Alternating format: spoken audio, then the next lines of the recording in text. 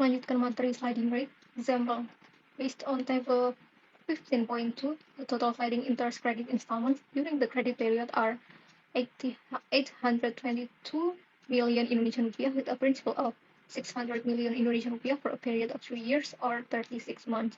What interest per year were 20.33%. The following is a list of credit installments per year at the end of each month with sliding interest. Jadi berdasarkan pada tabel 15.2,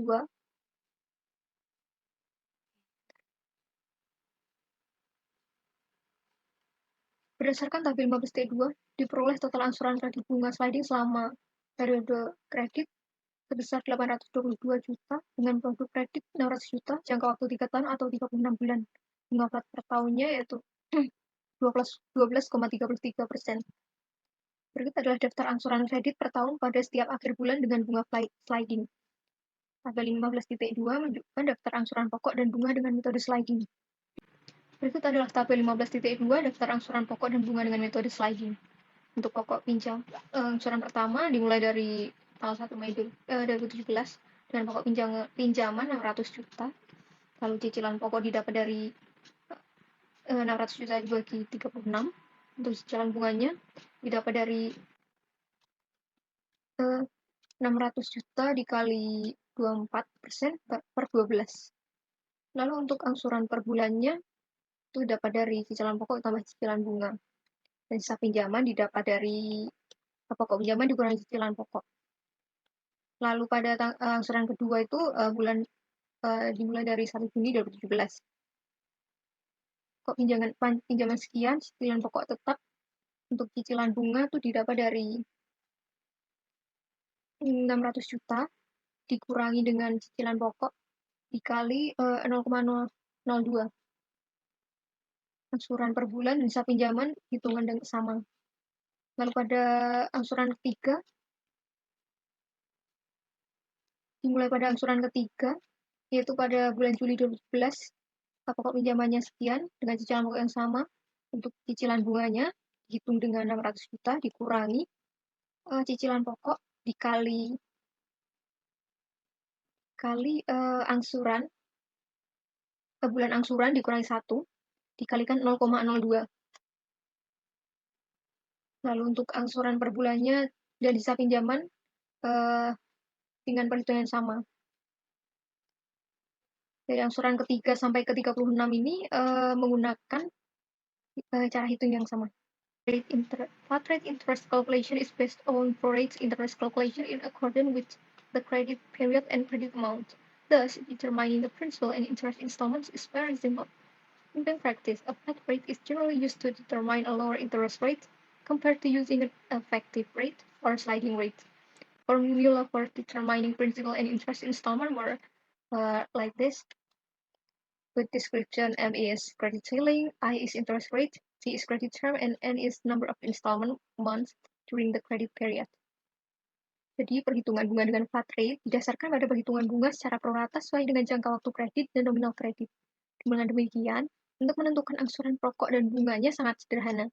Pada praktik di bank, flat rate umumnya digunakan untuk menentukan tingkat suku bunga yang lebih rendah dibandingkan dengan menggunakan effective rate atau sliding rate. Untuk rumus untuk menentukan angsuran pokok dan bunga yaitu M ditambah M dikali I kali T dibagi N. Genetaran M itu plafon kredit, I adalah tingkat suku bunga, T jangka waktu kredit, dan M adalah jumlah bulan angsuran selama masa kredit. With reference to the example above, the total installments per month were 20,666,666.67 per month. The amount consists of principal installments per month, 600 million Indonesian rupiah divided by 36, and interest installments per month, 600 million Indonesian rupiah multiplied by 24% multiplied by 3 divided by 36, and we got 12 million Indonesian rupiah per month in installments for 36 months. Nah, jadi dengan mengacu contoh di atas, maka angsuran total per bulannya yaitu Rp28.666.667 per bulannya. Jumlah tersebut terdiri dari angsuran pokok per bulannya, yaitu didapat dari 600 juta dibagi 36, didapat 16 juta 666 rupiah, dan angsuran bunga per bulannya didapat dari 600 juta dikali 24% dikali 3 dibagi 36, didapatkan 12 juta per bulan yang dia angsur selama 36 bulan. Conversion of flat interest to effective interest. Effective interest rate formula is 2ni divided by n plus 1, where n is installment period and I is flat interest rate. Convert 24% flat interest to effective interest with 36 months installment period, where 46.70% per year. The following is a list of interest and principal installments using the flat interest method. Jadi, konversi bunga flat ke bunga efektif. Rumus tingkat bunga efektif yaitu 2NI per N plus 1, dengan N yaitu periode angsuran, dan I adalah tingkat bunga flat. Lalu konversi bunga flat 24% ke bunga efektif dengan lama angsuran 36 bulan, yaitu 2 dikali 36 dikali 0,24 dibagi 36 plus per 1, dan didapatkan 46,70% per tahun. Lalu berikut adalah daftar angsuran bunga dan pokok kredit dengan metode bunga flat. Berikut adalah tabel 15.3, daftar angsuran pokok dan bunga dengan metode flat. Angsuran pertama dimulai pada 1 Mei 2017 dengan pokok pinjaman 600.000. Untuk cicilan pokoknya itu didapat dari 600.000 dibagi 36, didapatkan sekian. Dengan cicilan bunga itu didapatkan dari 600 juta dikali 0,24 dikali 3 per 36, dapat 12 juta. Dan angsuran per bulannya itu dapat dari 600 juta ditambah 600 juta dikali 0,24 kali 3 per 36. Untuk sisa pinjaman didapat dari pokok pinjaman dikurangi cicilan pokok. Untuk perhitungannya sampai ke angsuran 26 sama. Credit accounting. Credit commitments are off-balance transactions, which are transactions that have not yet affected the balance sheet or profit or loss but have the potential to affect them if the commitment is realized. When a credit commitment is fulfilled or the bank makes a credit disbursement or dropping funds, the commitment is truly effective. Therefore, all loan commitment accounts must be written off or credited at the amount realized. On realization of the loan, the bank will charge the debtor, which means income for the bank, such as provision fees, administration fees, collateral valuation fees, insurance fees, and so on. Yaitu commitment kredit merupakan transaksi off balance, yaitu transaksi yang belum mempengaruhi neraca maupun laba rugi, namun potensial untuk mempengaruhinya bila komitmen tersebut direalisasikan.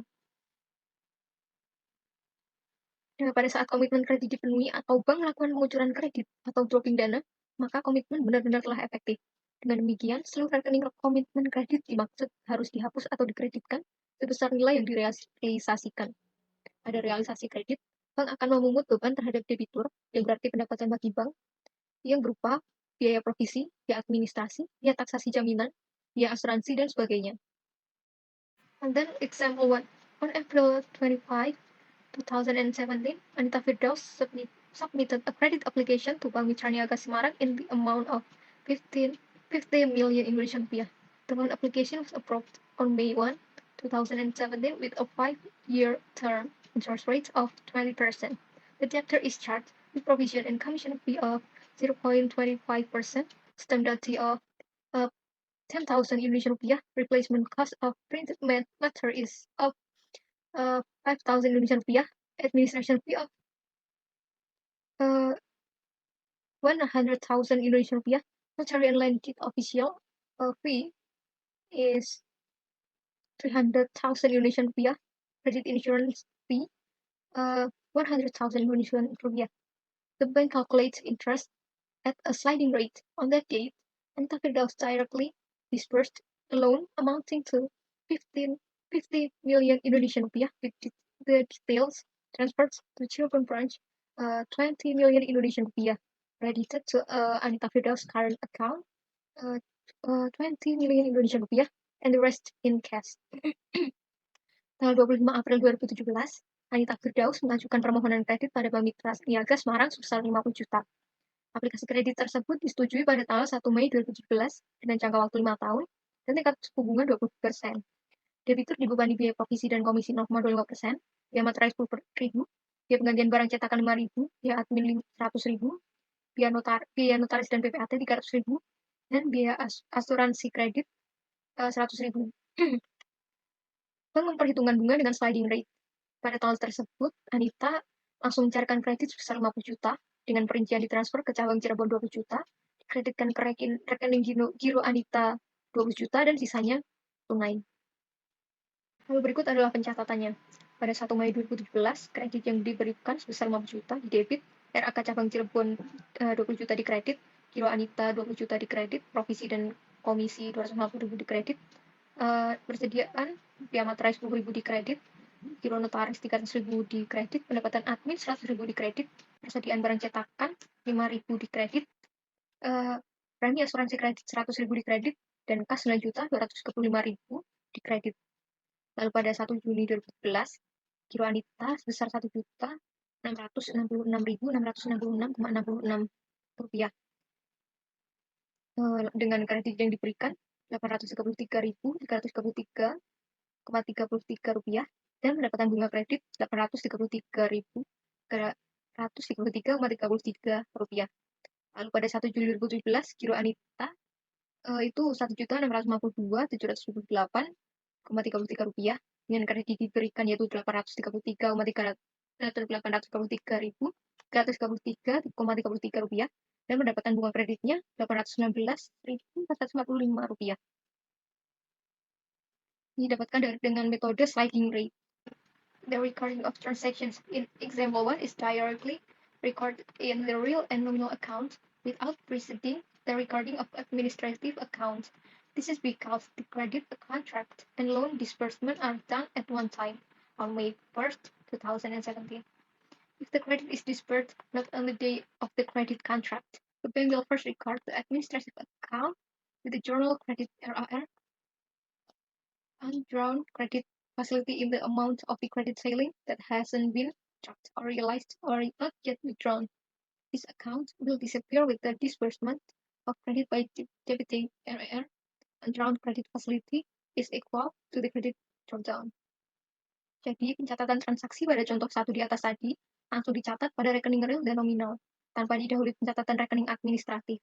Ini karena akad kredit dan pencairan kredit dilakukan pada satu waktu, yaitu pada tanggal 1 Mei 2017.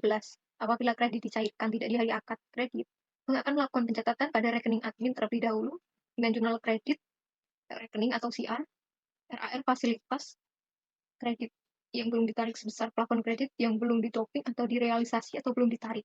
Rekening ini akan lenyap seiring pencairan kredit dengan cara di-debit RAR fasilitas kredit yang belum ditarik sebesar penarikan kredit. Example 2. Mr. Sanchez credit application was approved by Bank Mandiri Semarang on 1st May 2017 with a credit ceiling of 600 million Indonesian rupiah, interest rates of 24% PA with a term of 3 years or 36 months. In this transaction, Bank Mandiri Semarang charged percent provision and commission fee, 200,000 Indonesian rupiah administration fee, 4 million Indonesian rupiah notary fee, 50,000 Indonesian rupiah stamp duty, and credit insurance fee 3 million Indonesian rupiah. On May 15, 2017, Mr. Sunshine came to the bank and withdrew the funds and credited to his checking account 300 million Indonesian rupiah to be transferred to Bank Mandiri Bandung branch for 200 million Indonesian rupiah. The rest was withdrawn in cash. Daripada contoh kedua, aplikasi kredit Sunshine disetujui Bank Mandiri Semarang pada tanggal 1 Mei 2017 dengan plafon kredit sebesar 600 juta, suku bunga 24% PA, dengan jangka waktu 3 tahun atau 36 bulan. Dalam transaksi ini, Bank Mandiri Semarang membebani biaya provisi dan komisi 1%, biaya admin 200.000, biaya notaris 4 juta, biaya materai 50.000, dan biaya asuransi kredit 3 juta. Pada 15 Mei 2017, Sanjay baru datang ke bank dan menarik dananya dan dikreditkan ke rekening gironya 300 juta. Untuk ditransfer ke Bank Mandiri Cabang Bandung sebesar 200 juta, sisanya ditarik tunai. Berikut adalah pencatatan dari contoh 2 di atas. Pada 1 Mei 2017, RAR fasilitas kredit kepada nasabah belum ditarik, dikredit 600 juta. Lalu 15 Mei 2017, RAR fasilitas kredit kepada nasabah belum ditarik, di debit 600 juta. Lalu pada tanggal yang sama, kredit diberikan 600 juta di debit, lalu RAK Cabang Bandung 200 juta di kredit, Giro Sancai 300 juta di kredit, provisi dan komisi 6 juta di kredit, persediaan biaya material 50.000 di kredit, giro notaris 4 juta di kredit, premi asuransi kredit 3 juta di kredit, dan kas sebesar 86.950 juta 950.000 di kredit. Lalu pada 15 Juni 2017, giro Sancai sebesar 23 juta 539.711,56 rupiah di debit dengan kredit yang diberikan 11.539.711,56 rupiah di kredit dan pendapatan bunga kredit sebesar 12 juta itu di kredit. Untuk gironya itu didapatkan dengan angsuran pokok dan bunga itu dapat dari 600 juta dikali 0,02 dibagi 1 dikurangi 1 per 1 plus 0,02 pangkat 36. Lalu untuk kredit yang diberikan ini dari cicilan pokok. Cicilan pokoknya ini dari 600 juta dikurangi dengan angsuran per bulannya yaitu sebesar 23 juta tersebut dan dikalikan 0,02. Lalu untuk pendapatan bunga kredit didapatkan dari cicilan bunga yang dapat dari 600 juta dikali 0,02. For the journalization of subsequent installments of interest and principal until the final repayment due date or every 15th is the same as on June 15, 2017.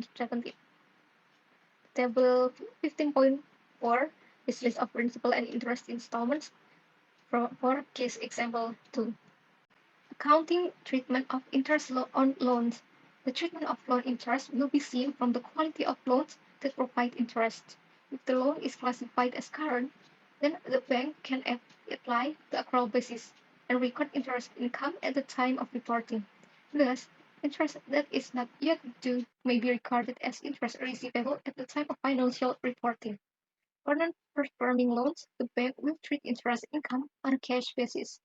To record of recognition of interest that hasn't been paid by the debtor, the bank will record it in the administrative account or contingent receivable group.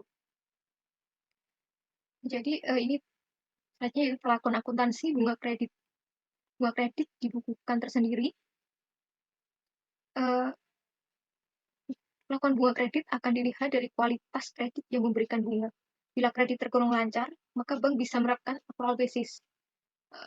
Bank bisa melakukan pencatatan pendapatan bunga setiap saat pelaporan. Dengan demikian, bunga yang belum jatuh tempo bisa saja dicatat sebagai piutang bunga ketika pelaporan keuangan dilakukan. Namun bagi kredit bermasalah, bank akan melakukan pendapatan bunga berdasarkan cash basis. Bila ini benar-benar dilakukan, maka untuk mencatat pengakuan bunga yang belum dibayar debitur, bank akan mencatat dalam rekening administrasi atau kelompok kontingensi tagihan. Example 1A. On December 15, 2016, Mrs. Sunshine didn't pay the loan installment. The loan has been classified as substandard. So on December 31, when preparing the financial statement, it is necessary to first record the arrears of installments up to December 31, 2016 on a cash basis. Thus, on December 31, 2016, the bank only recorded in the administrative account contingent on receivables. Meanwhile, on January 15, 2016, if Mrs. Sunshine paid off the arrears of installments on December 15, 2016, and paid installment on January 15, 2017, like installment penalties, for example, 230,000 Indonesian rupiah, then the recording will be made. The recording is jadi pada 15 Desember 2016, Bu Sancai tidak membayar angsuran kredit tersebut sudah masuk kolektabilitas kurang lancar. Maka pada 31 Desember, ketika menyusun laporan keuangan perlu mencatat terlebih dahulu tunggakan angsuran sampai dengan 31 Desember 2016 dengan cash basis. Dengan demikian, pada 31 Desember 2016, bank hanya mencatat pada rekening administratif kontingensi tagihan. Dengan pada 15 Januari 2016, kalau Bu Sancai melunasi tunggakan angsuran 15 Desember 2016 dan membayar angsuran 15 Januari 2017, Tindak keterlambatan angsuran misalnya 230.000, maka pencatatannya adalah sebagai berikut. Pada tanggal 31 Desember 2016, terakhir tunggakan bunga dalam penyelesaian yaitu di debit 13 juta 671.950,008 rupiah. Pada 15 Januari 2017, terakhir tunggakan bunga dalam penyelesaian di kredit 13 juta 671.950,008 rupiah. Lalu pada tanggal yang sama, yaitu kasnya 44 juta 329.715,06 rupiah dengan kredit diberikan sebesar 26.250.090,77 rupiah di kredit dan catatan bunga 18 juta 28.624,29 rupiah. Pendapatan lain-lainnya 230.000 di kredit. On December 31, 2016, 30,670,750.08 was recorded as interest arrears of 1.5 months, i.e. November 16, 2016 to December 31, 2016, or 9,264,855.86 plus 8,813,748.43 divided by 2, while the transaction on January 15, 2017, the installment of principal and interest is for 2 months, from November 16 to January 15, 2017. If the loan is still classified as current or special mention, then the bank is the accrual basis, i.e. Jadi, pada 31 Desember 2016, tercatat tunggakan bunga sebesar 13.671.750,08 rupiah. Adalah tunggakan bunga 1,5 bulan, yaitu 16 November sampai dengan 31 Desember 2016, atau 9.264.875,86 ditambah 8.813.748,43 dibagi 2. Sedangkan untuk transaksi 15 Januari 2017, bahwa angsuran pokok kredit dan bunga adalah untuk 2 bulan, yaitu 16 November sampai 12 Januari. Bila kredit tersebut masih tergolong lancar dalam perhatian khusus, maka bank menggunakan accrual basis, yaitu pencatatannya sebagai berikut. Tanggal 31 Desember 2016, utang bunganya 13.671.750,08 rupiah di debit dan pendapatan bunga dengan nominal yang sama di kredit. Lalu pada tanggal 15 Januari 2017, kasnya di debit sebesar 44.329.715,06 rupiah di debit. Lalu untuk kredit yang diberikan, yaitu sebesar 26.291.090,77 rupiah. Nah, itu di kredit. Untuk pendapatan bunganya sebesar 4.406.824,22 rupiah di kredit. Piutang bunga 13.671.750,08 rupiah di kredit dan pendapatan lain-lainnya sebesar 230.000 di kredit. Selanjutnya, saya akan menjelaskan tentang kredit sindikasi. Kredit sindikasi adalah kerjasama pembiayaan yang secara teoritis tidak dibatasi, baik dalam jumlah kredit, sektor pembiayaan, maupun lembaga keuangan yang terlibat.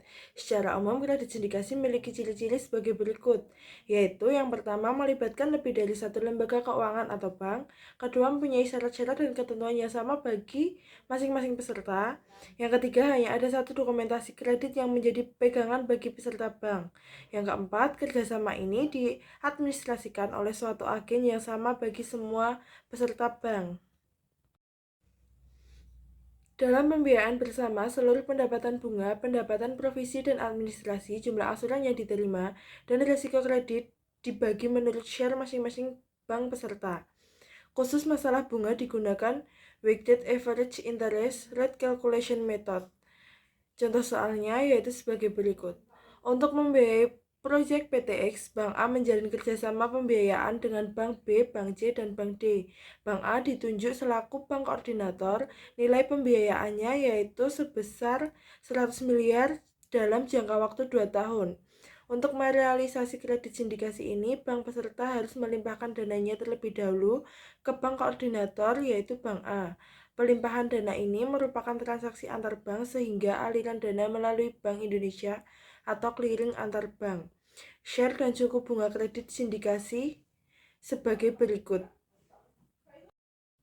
Dalam tabel disajikan yaitu bank peserta A, share 20 miliar, tingkat suku bunganya yaitu 19%. Selanjutnya peserta bank B, share 10 miliar, tingkat suku bunganya yaitu 20%. Peserta bank C, share 30 miliar, tingkat suku bunganya 20%. Dan peserta D, share 40 miliar, tingkat suku bunga 18%. Jadi total dananya yaitu 100 miliar. pada saat pelimpahan dana, misal 30 Mei 2017, dari bank peserta ke bank koordinator Bank A, maka dicatat oleh Bank A sebagai berikut. Tanggal 30 Mei 2017, rekening giro BI masuk di debit 80 miliar. Selanjutnya, rekening giro bank lain yaitu Bank B masuk di kredit sebesar 10 miliar. Giro bank lain Bank C 30 miliar masuk di kredit, dan giro bank lain yaitu Bank D 40 miliar juga masuk di kredit.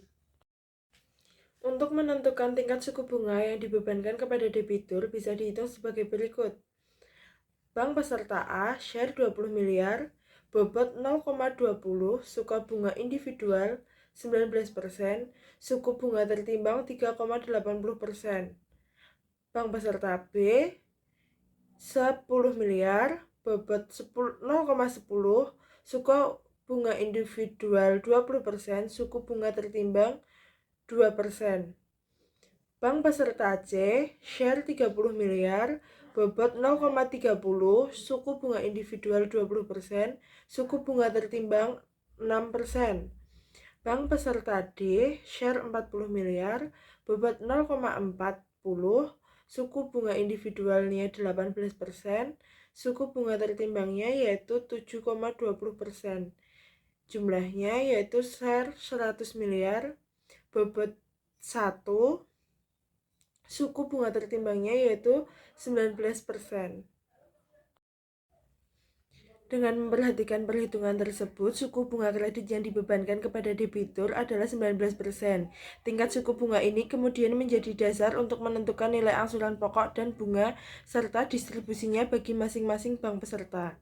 Dengan asumsi realisasi kredit ini, tanggal 31 Mei 2017 dan bank mengenakan biaya provisi dan administrasi sebesar 80 juta, biaya asuransi 200 juta, bunga sliding rate untuk jangka waktu 2 tahun diangsur setiap akhir bulan, pencairan langsung dikreditkan ke rekening giro PTX, maka pencatatan tanggal 31 Mei 2017 di Bank A adalah sebagai berikut. Dalam tabel berikut, tanggal 31 Mei 2017, rekening kredit yang diberikan yaitu 100 miliar masuk di debit, giro PTX 99 miliar 720 juta masuk di kredit, pendapatan provisi dan administrasi 80 juta masuk di kredit, premi asuransi kredit 200 juta masuk di kredit. Pendapatan provisi kredit ini perlu didistribusikan ke bank peserta, sedangkan biaya asuransi dilimpahkan ke perusahaan asuransi. Misal 1 Juni 2017 dilimpahkan, maka catatan jurnalnya adalah sebagai berikut. Tanggal 1 Juni 2017, rekening pendapatan provisi dan administrasi 8 juta masuk di debit, pendapatan provisi dan administrasi 24 juta masuk di debit, pendapatan provisi dan administrasi 32 juta masuk di debit, premi asuransi kredit 200 juta masuk di debit, giro BI 64 juta masuk di kredit, giro PT Askrindo 200 juta masuk di kredit. Ada kalanya pendapatan provisi dan administrasi ini dikreditkan langsung ke rekening bank peserta. Bila demikian, maka Bank A bisa mengkreditkan ke kredit giro bank lain atau bank peserta sebesar 64 juta. Selanjutnya, pencatatan alokasi angsuran bunga dan pokok kredit sindikasi. Angsuran kredit sindikasi oleh bank koordinator bisa langsung didistribusikan atau dilimpahkan ke bank peserta. Pencatatan angsuran bunga dan pokok harus dipisah rekeningnya. Untuk angsuran pertama, yaitu 30 Juni 2017 yang dilakukan PTX, dengan beban giro dapat disajikan catatan jurnal di Bank A yaitu sebagai berikut. Tanggal 30 Juni 2017, rekening giro PTX sebesar 5 miliar 750 juta masuk di debit, kredit yang diberikan sebesar 4.166.666.000 masuk di kredit.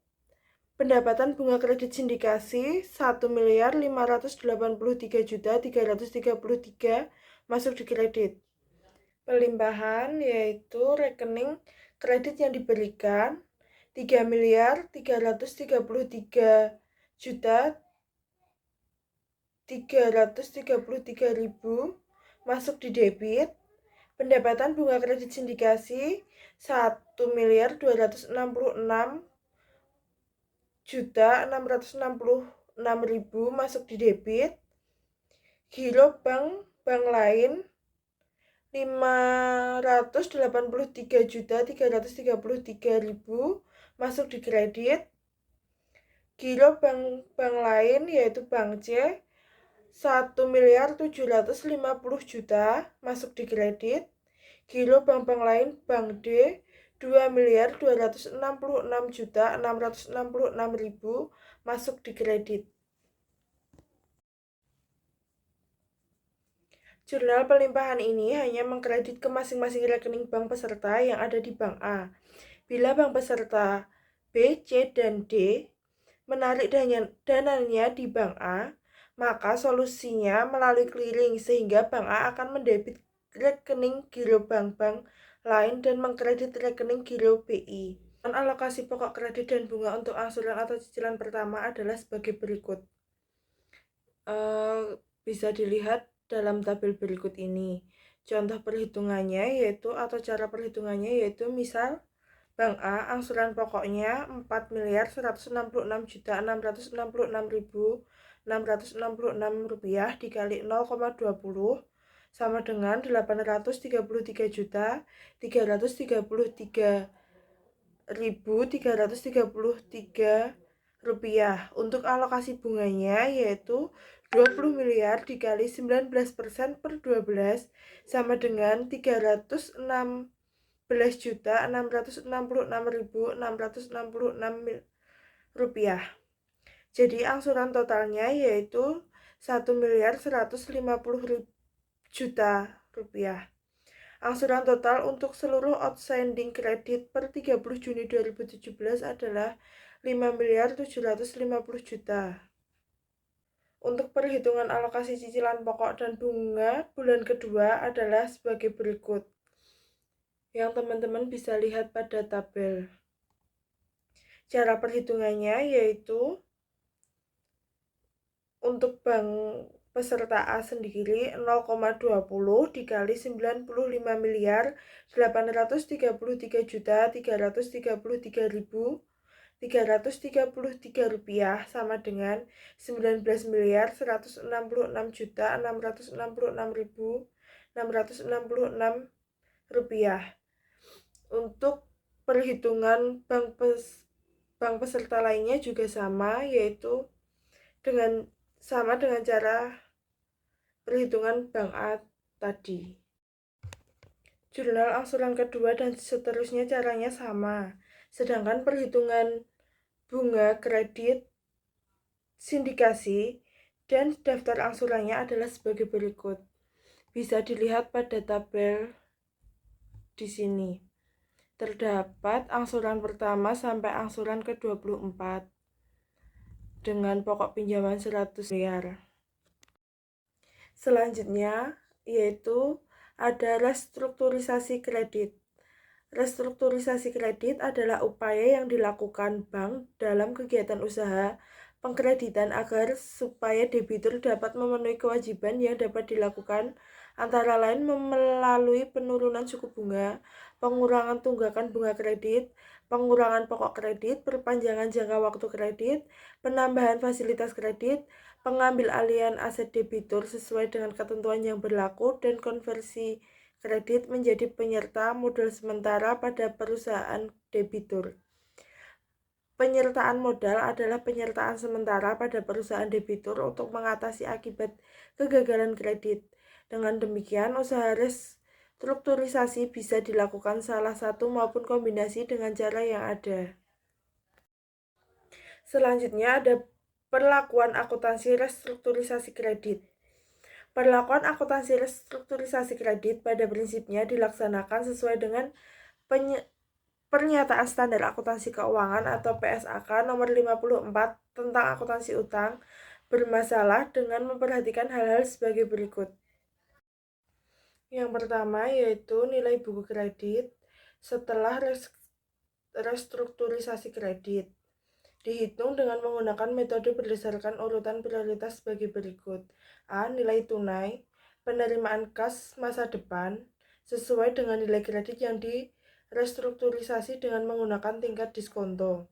Atau B. Nilai pasar dari kredit yang direstrukturisasi sepanjang nilai dimaksud dapat diperoleh.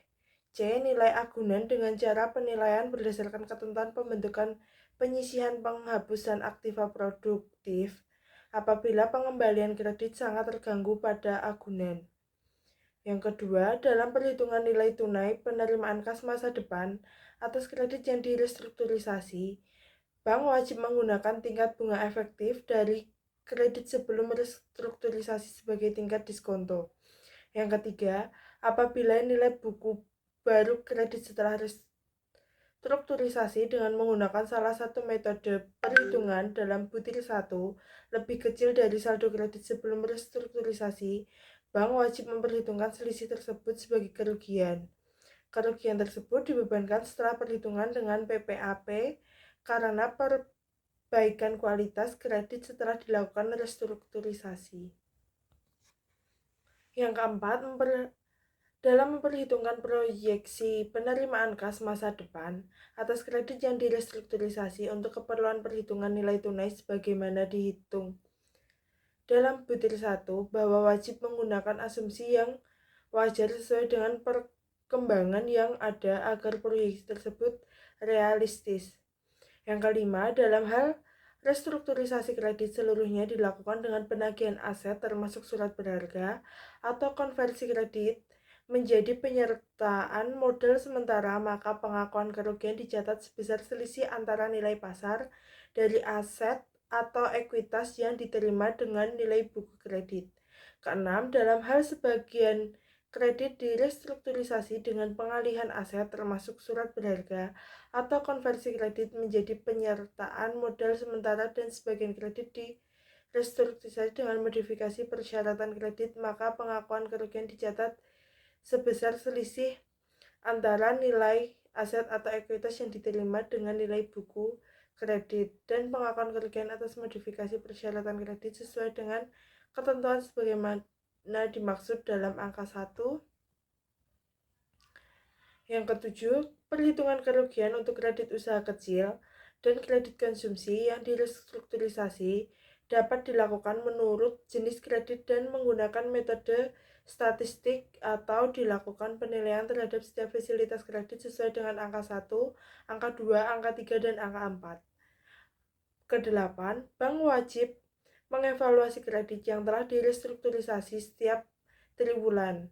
Apabila terdapat perbedaan yang mendasar pada proyeksi dan realisasi dari angsuran pokok dan bunga jangka waktu, arus kas tingkat bunga atau nilai transaksi agunan, bank wajib menghitung kembali kerugian yang terjadi.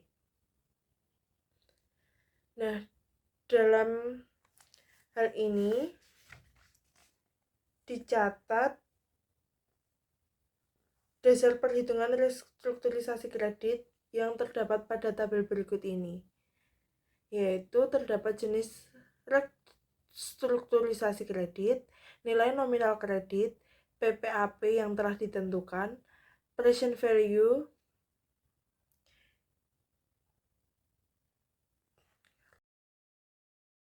cadangan restrukturisasi kredit, PPAP yang wajib dibentuk, kelebihan PPAP karena perbaikan kualitas, dan yang terakhir yaitu ada laba rugi.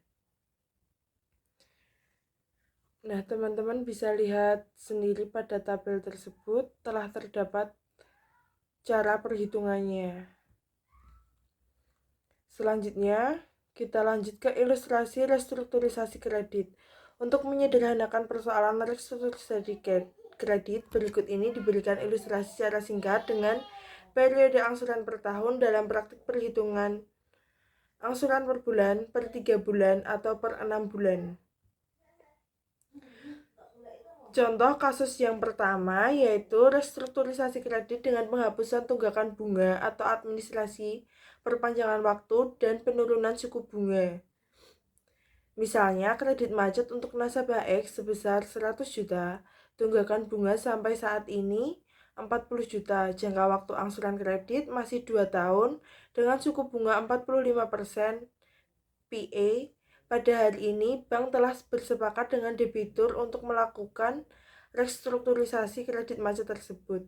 Bank telah memperhitungkan penyisihan penghapusan aktiva produktif untuk kredit ini yang harus dibentuk sebesar 50 juta. Kebijakan restrukturisasi kredit disepakati oleh tunggakan bunga dihapus. Tingkat suku bunga diturunkan menjadi 30%, jangka waktu kredit setelah restrukturisasi 4 tahun, dan kolektibilitas menjadi kurang lancar. Bagaimana profil angsuran bagi debitur dengan pendekatan sliding rate dan perhitungan restrukturisasi kredit oleh bank. Nah, profilnya yaitu sebagai berikut. Nomor 1, keterangan tunggakan pokok sebelum restrukturisasi kredit, yaitu 100, setelah restrukturisasi kredit 100. Kedua, tunggakan bunga administrasi sebelum restrukturisasi kredit 40, setelah restrukturisasi kredit 0. Yang ketiga, persyaratan kredit. Yang A, jangka waktu kredit sebelum restrukturisasi kredit yaitu selama 2 tahun, setelah restrukturisasi kredit selama 4 tahun. B, tingkat bunga sebelum restrukturisasi kredit 45% dan setelahnya 30%. Keempat, kualitas kredit sebelum restrukturisasi kredit macet, setelahnya kurang lancar. Kelima, PPAP tersedia harus dibentuk sebelum yaitu 50 dan setelahnya yaitu 12,1. Keenam, kelebihan PPAP sebelumnya tidak ada dan setelahnya yaitu 37,9.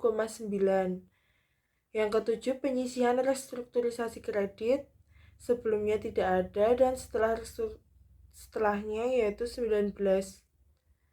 Kedelapan, keuntungan restrukturisasi kredit setelahnya yaitu 18,9. Perincian perhitungannya adalah sebagai berikut.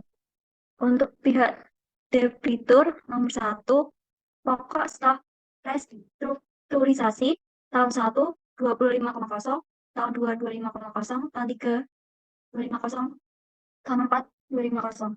Totalnya 100,0. Nomor 2, bunga setelah restrukturisasi tahun 1 30,0, tahun 2 32,5, tahun 3 15,0, tahun 4 7,5. Totalnya 75,0.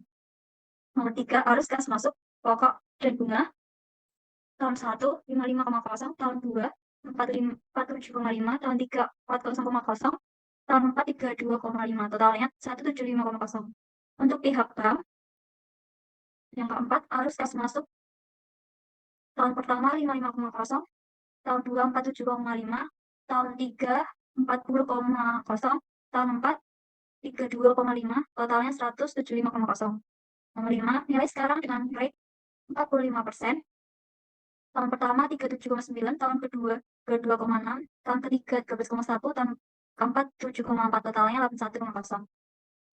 Yang keenam, kredit sebelum restrukturisasi pokok. Totalnya 100,0. Yang ketujuh, penyisian restrukturasi kredit. Itu caranya kredit sebelum restrukturisasi dikurangi nilai sekarang dengan rate. Totalnya menjadi 19,0. Yang ke-8, PPIP 15% dikali nilai sekarang. Jadi 15% dikali 81,0 menjadi 12,1. Nomor 9, kelebihan PPIP. PPIP dibentuk Nomor 8, totalnya menjadi 37,9. Nomor 10, keuntungan restrukturisasi kredit. Itu caranya dari pengisian restrukturisasi kredit dikurangi kelebihan PPIP. Jadi 19,0 dikurangi 37,9 dikurangi 19,0 menjadi 18,9.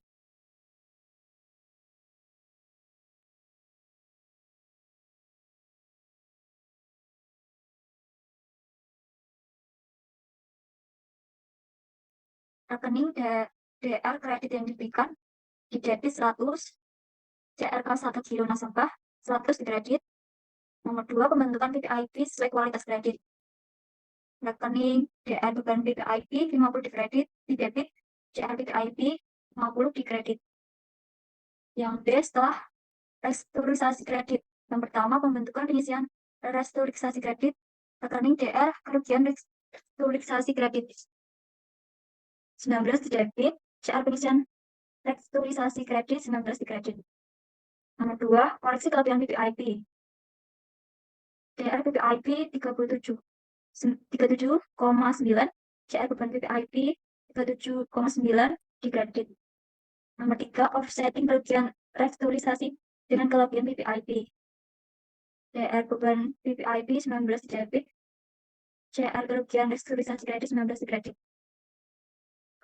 Kasus 2, dengan demikian pada kasus 1, misalnya restrukturisasi kredit dengan penghapusan tunggakan bunga ADM perpanjangan jangka waktu dan penurunan suku bunga, kasus kerugian profilnya adalah sebagai berikut. Yang pertama, tunggakan pokok sebelum restrukturisasi kredit 100,0, setelahnya 100,0. Nomor 2, tunggakan bunga administrasi 40,0, setelahnya 0. Nomor 3, persyaratan kredit yang A, jangka waktu kredit sebelum restrukturisasi kredit 2 tahun, setelahnya 4 tahun. Yang B, tingkat bunga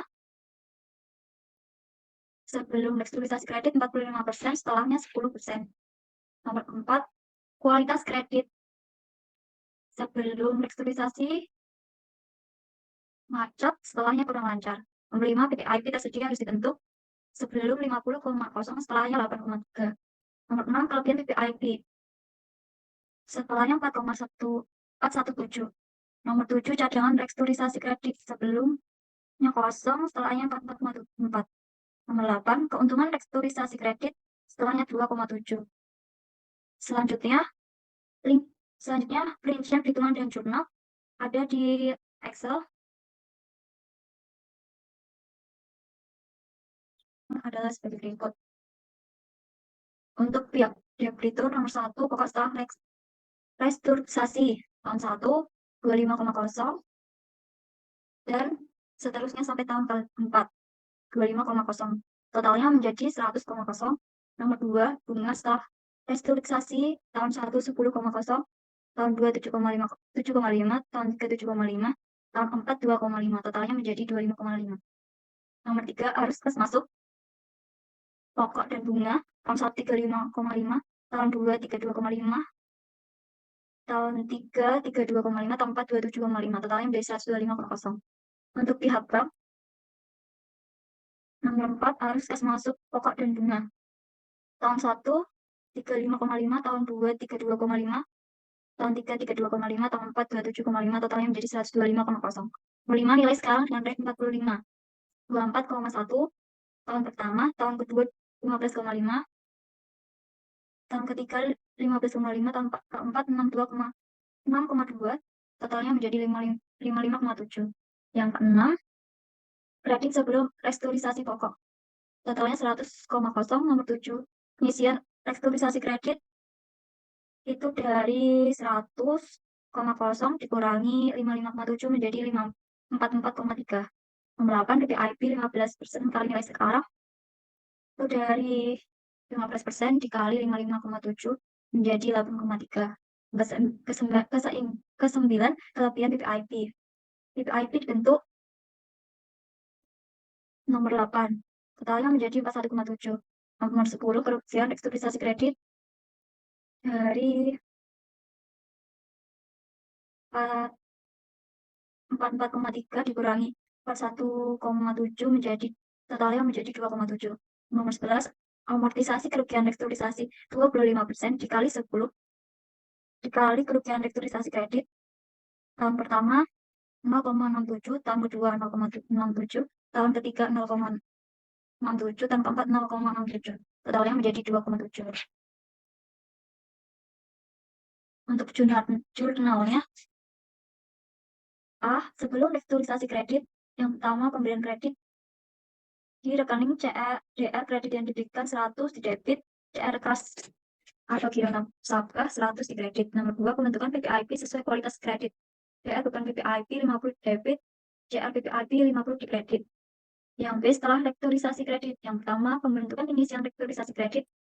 DR kerugian restrukturisasi kredit 44,3 di debit, DR pengisian restrukturisasi kredit 44,3 di kredit. Nomor 2, kerugian koreksi kelebihan PPIP, DR PPIP 41,7 di debit, DR bukan PPIP 41,7 di kredit. Yang ketiga, offsetting kerugian restrukturisasi dengan kelebihan PPIP. DR bukan PPIP 41,7 di debit, kerugian restrukturisasi kredit 41,7 di kredit. Yang keempat, kerugian restrukturisasi kredit ditangguhkan. DR biaya yang ditangguhkan KRK 2,7 di debit, CR kerugian restrukturisasi kredit KRK 2,7 di kredit. Nomor 5, amortisasi biaya yang ditangguhkan tahun pertama. DR biaya amortisasi yang ditangguhkan KRK 0,67 di debit, CR biaya yang ditangguhkan KRK 0,7 di kredit. Dan selanjutnya, kasus 3. Dengan demikian, pada kasus 1, misalnya restrukturisasi kredit dengan pengurangan pokok kredit, penghapusan tunggakan, perpanjangan jangka waktu, dan penurunan suku bunga, kasus keuntungan profilnya adalah nomor 1, tunggakan pokok sebelum restrukturisasi kredit 100, setelahnya 100. Nomor 2, tunggakan administrasi sebelum 40, setelahnya 0. Persyaratan kredit yang A, jangka waktu kredit 2 tahun, sebelum 2 tahun, setelahnya 4 tahun. Yang B, tingkat bunga sebelumnya 45%, setelahnya menjadi 30%. Nomor 4, kualitas kredit sebelumnya macet, setelahnya menjadi kurang lancar. Yang kelima, PPIP tersedia harus dibentuk sebelumnya 50, setelahnya 9,7. Nomor 6, kelebihan PPIP setelahnya 70,3. Yang ketujuh, cadangan restrukturisasi kredit setelahnya 15,2. Yang ke-8, keuntungan restrukturisasi kredit setelahnya 55,1. Rincian perhitungannya untuk debitur yang pertama, pokok setelah restrukturisasi tahun pertama 20,0 sampai tahun keempat, totalnya menjadi 80,0. Yang kedua, bunga setelah restrukturisasi tahun pertama 24,0, tahun kedua 18,0, tahun ketiga 12,0, tahun keempat 6,0, totalnya menjadi 60,0. Yang ketiga, arus kas masuk pokok dan bunga. Tahun pertama 44,0, tahun kedua 38,0, tahun ketiga 32,0, tahun keempat 26,0, menjadi 14,0. Untuk pihak bank, arus kasnya sama kayak untuk pihak debitur, totalnya 140,0. Yang kelima, nilai sekarang dengan rate 45%, tahun pertama 30,3, tahun kedua 18,1, tahun ketiga 10,5, tahun keempat 5,9. Totalnya menjadi 64,8. Yang keenam, kredit sebelum restrukturisasi pokok, totalnya 100,0. Yang ketujuh, pengurangan kredit 20,0. Yang ke-8, pengisian restrukturisasi 15,2. Yang ke-9, PPIP 15 kali nilai sekarangnya 64,8 menjadi 9,7. 10, kelebihan PPIP. PPIP dibentuk PPIP yang digunakan untuk hapus buku, totalnya 70,3. Yang ke-11, amortisasi restrukturisasi kredit 10 kurangi 8, jadi 70,3 dikurangi 15,2 menjadi 55,1. Untuk jurnalnya, yang A, sebelum restrukturisasi kredit. Yang pertama, pemberian kredit, rekening DR kredit yang diberikan 100 di debit, CR kas dan giro 100 di kredit. 2, pembentukan PPIP sesuai kualitas kredit, DR beban PPIP 100 di debit, CR PPIP 100 di kredit.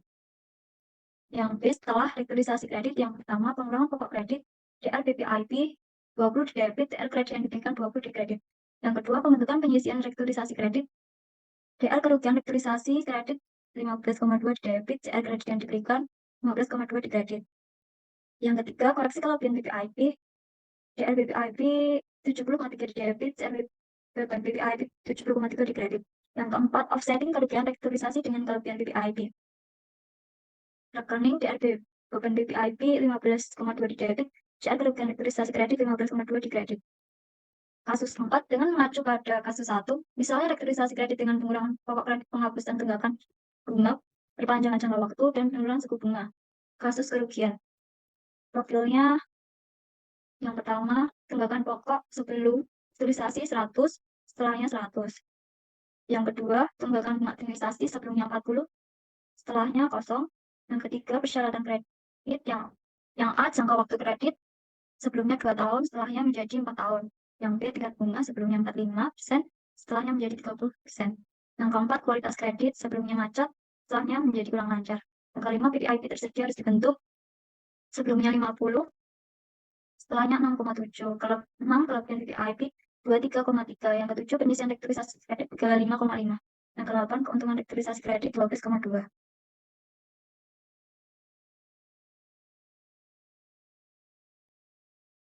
Untuk perhitungannya, untuk pihak debitur, yang pertama pokok setelah restrukturisasi dari tahun pertama sampai tahun keempat 20,0, totalnya menjadi 80,0.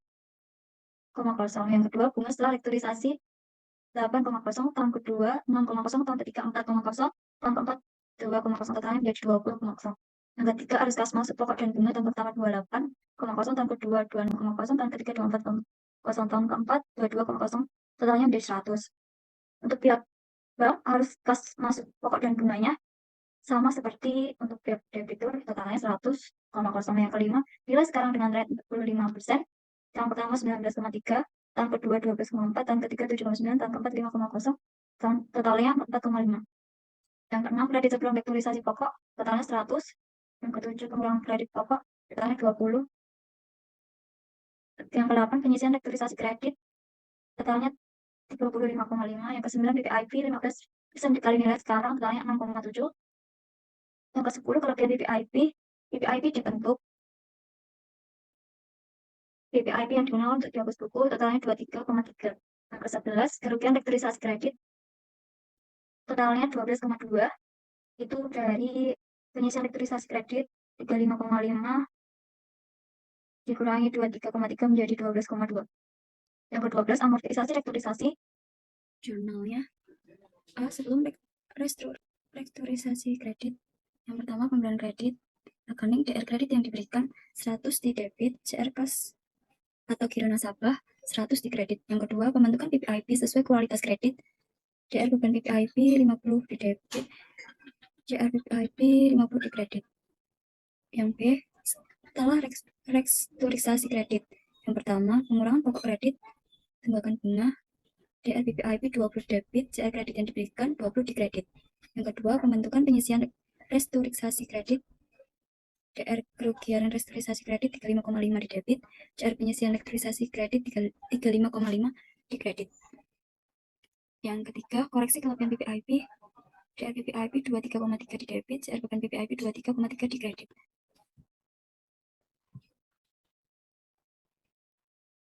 Yang keempat, offsetting kerugian restrukturisasi dengan kelebihan PPIP, CR beban PPIP 23,3 di debit, CR kerugian restrukturisasi kredit 3,3 di kredit.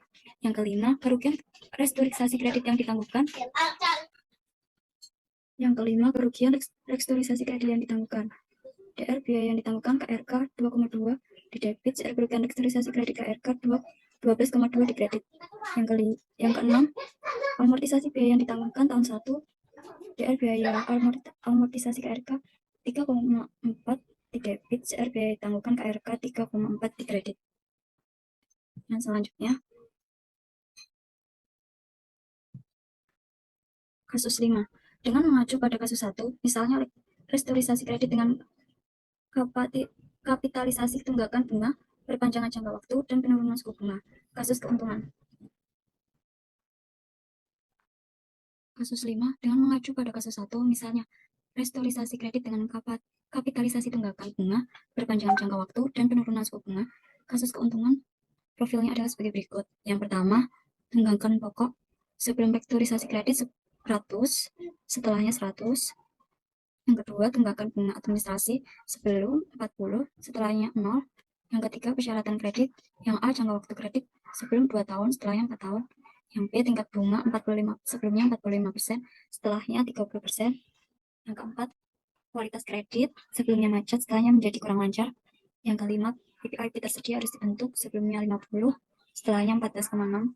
Yang keenam, kelebihan PPIP setelah restrukturisasi kredit 85,4. Yang keenam, kelebihan PPIP 85,4. Yang ketujuh, penyisian restrukturisasi kredit 22,8. Yang ke-8, keuntungan restrukturisasi kredit setelahnya 62,6.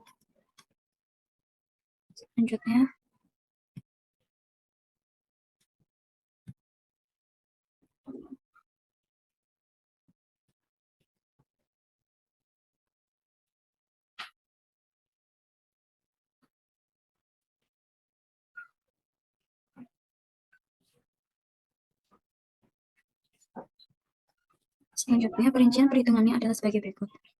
Untuk pihak debitur, yang pertama, pokok setelah restrukturisasi tahun pertama 20 sampai tahun keempat 20, totalnya menjadi 120,0.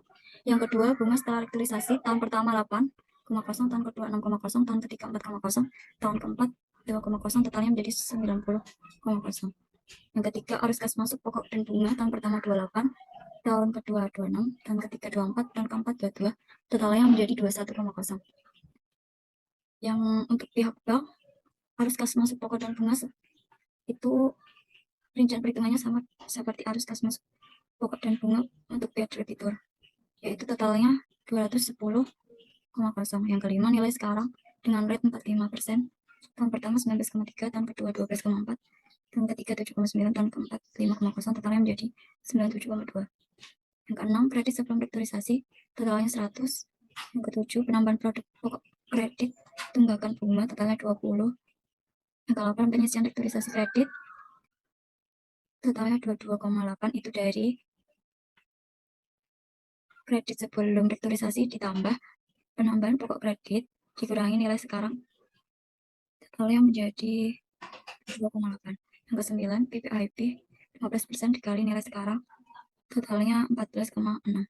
Yang ke-10, kelebihan PPIP, totalnya 85,4. Yang ke-11, keuntungan restrukturisasi, totalnya 62,6.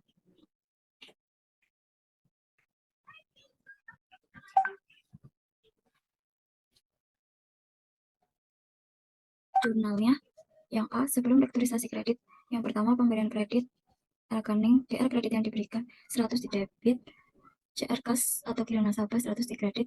Yang kedua, pembentukan PPIP sesuai kualitas kredit, DR bukan PPIP 100 di debit, CR PPIP 100 di kredit. Setelah restrukturisasi kredit, yang pertama, penambahan pokok kredit tunggakan bunga, DR kredit yang diberikan 20 di debit, CR pendapatan ditangguhkan 20 di kredit. Yang kedua, pembentukan penyisian restrukturisasi kredit, DR kerugian restrukturisasi kredit 22,6 di debit, CR penyisian restrukturisasi kredit 22,6 di kredit. Koreksi kelebihan PPIP, DR PPIP 85,4 di debit, CR bukan PPIP 85,4 di kredit.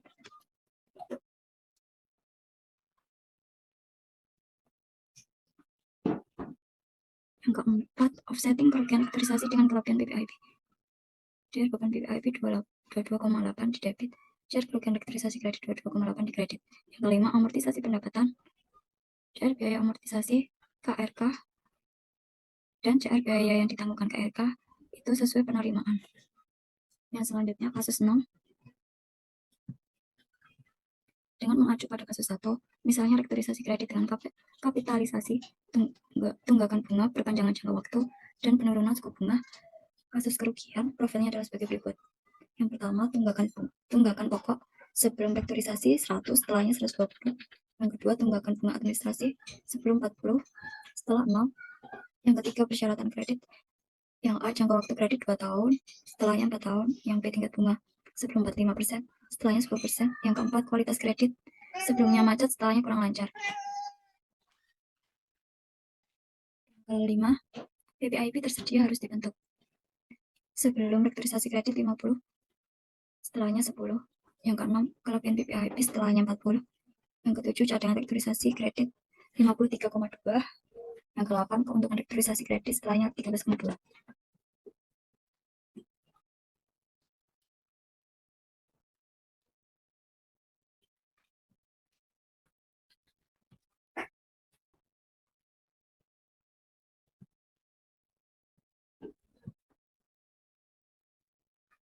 Yang selanjutnya perincian perhitungannya. Untuk pihak debitur, yang pertama pokok setelah rektorisasi tahun pertama sampai tahun keempat sebesar 30, totalnya menjadi 120. Yang kedua, bunga setelah rektorisasi tahun pertama 12, tahun kedua 9, tahun ketiga 6, tahun keempat 3, totalnya menjadi 30. Yang ketiga, arus kas masuk pokok dan bunga 42, tahun pertama, tahun kedua 39, tahun ketiga 36, tahun keempat 33, totalnya 150.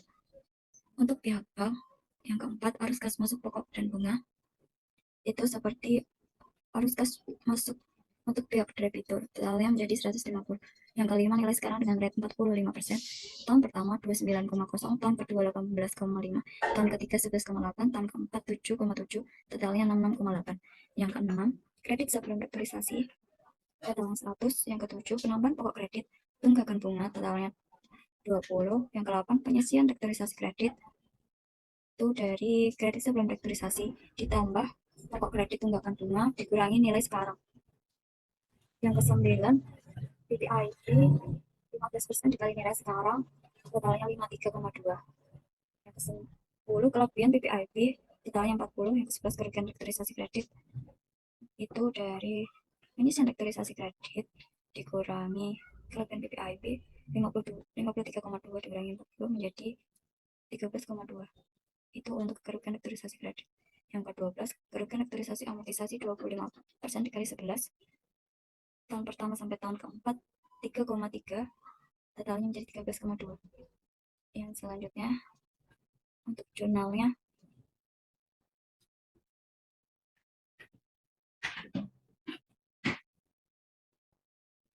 yang A sebelum rektorisasi kredit, yang pertama pemberian kredit yang diberikan 100 di debit, kas giro nasabah 100 di kredit. Yang kedua, pembentukan PPIP sesuai kualitas kredit, DR beban PPIP 50 di debit, CR PPIP 50 di kredit.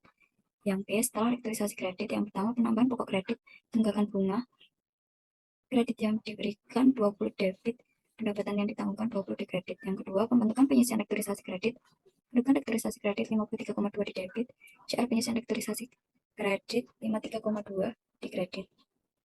Yang ketiga, koreksi kelapan PPIP, DR PPIP 40 di debit, CR beban PPIP 40 di kredit. Yang keempat, offset. Yang keempat, offsetting kerugian rektorisasi dengan kelapan PPIP, DR beban PPIP 40 di debit, CR kerugian rektorisasi kredit 40 di kredit. Yang kelima, kerugian rektorisasi kredit ditanggungan, DR biaya yang ditanggungan KRK 13,2 di debit, kerugian rektorisasi kredit 13,2 di kredit.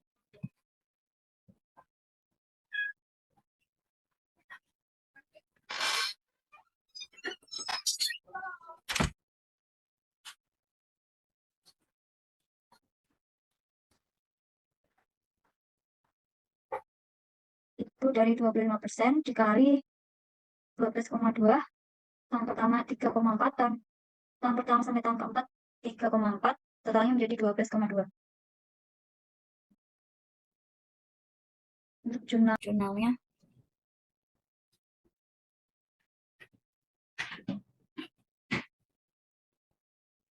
yang A sebelum rektorisasi kredit, yang pertama pemberian kredit yang diberikan 100 di debit, kas giro nasabah 100 di kredit.